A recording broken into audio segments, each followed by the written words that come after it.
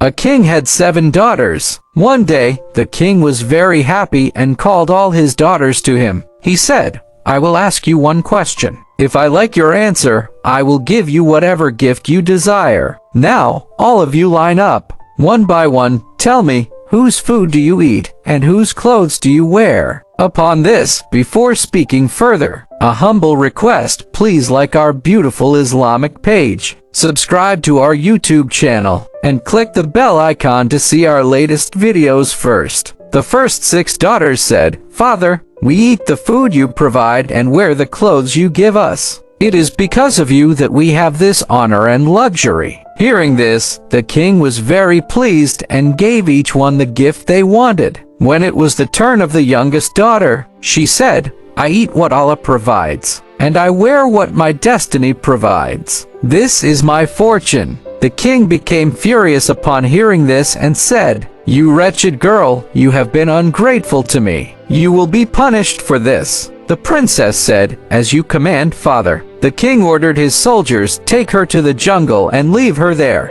I want to see how she eats what Allah provides and wears what her destiny provides without me." All the princess's jewelry was taken away. Dressed in tattered clothes and without any possessions, she was left in the jungle as per the king's command. The soldiers left the princess and returned. The princess looked around the jungle. There were trees everywhere, and the afternoon was turning into evening. The princess thought, "Why don't I gather some firewood to light a fire tonight? Then no wild animals will come near, and the night will pass." As she walked through the jungle looking for wood, her eyes fell on a hut. A goat was tied up outside, and the sound of coughing was coming from inside. At first, the princess was very surprised to see a hut in such a deserted place. When she entered the hut, she saw an old man lying on a cot, coughing and calling out for water. The princess looked around and saw a water pot in the corner. She filled a glass with water and gave it to the old man to drink. Then the old man asked her, "My child, who are you? What are you doing alone in this vast jungle?" The princess then told him the whole story of how she had ended up there. The old man told her to stay in the hut.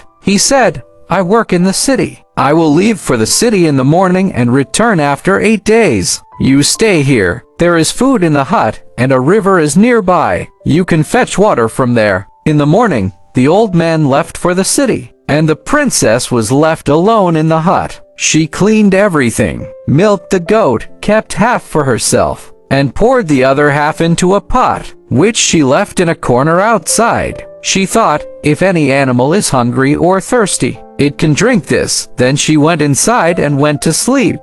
Early in the morning, when the princess woke up, she saw that the pot of milk was empty, and next to it was a ruby that looked very rare and precious. She also saw the marks of a snake nearby. Then the princess remembered hearing in her childhood that when a rare snake is very happy, it vomits a ruby more valuable than diamonds and jewels. The princess was very surprised and thought to herself, perhaps the snake was hungry, so it drank the milk and left this ruby in its happiness. She picked up the ruby and kept it with her. The next night, the princess again left milk in the pot. The next morning, she found another ruby. This continued for 7 days, and the princess collected 7 rubies. On the 8th day, the old man also returned. The princess showed him the rubies and told him the whole story. She gave 3 rubies to the poor old man and said, "Go to the city, sell these, and when you return, bring construction workers to build a palace." The princess strung the remaining 4 rubies into a necklace and wore it around her neck. Within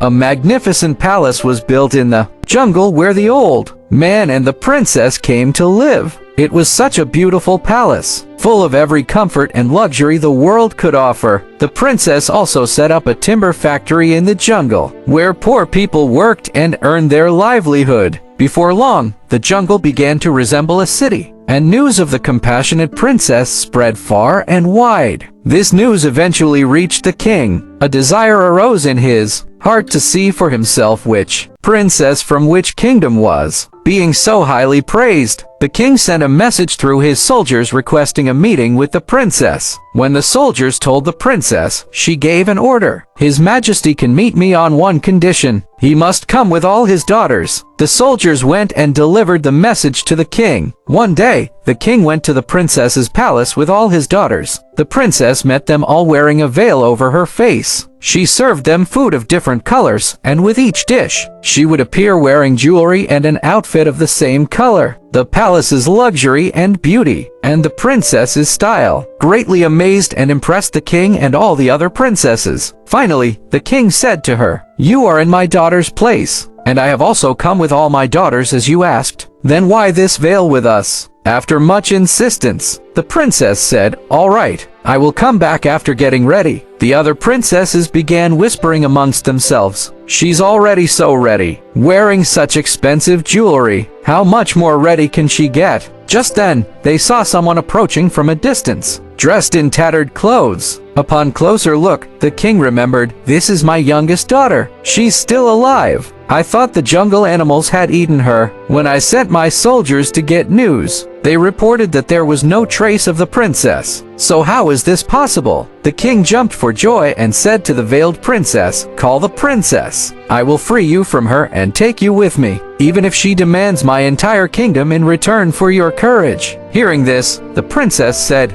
"No, father, I am that very princess. I used to say that I eat what Allah provides and wear what my destiny provides. That same Allah has brought me from nothing to this great height, where today I am even richer than you." Then the princess narrated her entire story of how she reached this position and showed them the necklace around her neck, which still had the 4 rubies. Hearing this, all the other daughters felt jealous and thought, "If only we had also said that we eat what Allah provides and wear what our destiny provides." Moral of the story, friends, always have faith in Allah Almighty's plan. Whatever condition He keeps you in, always be grateful. In today's time, there is a great need to raise children with such values. Parents should be as concerned about their children's afterlife as they are for their own.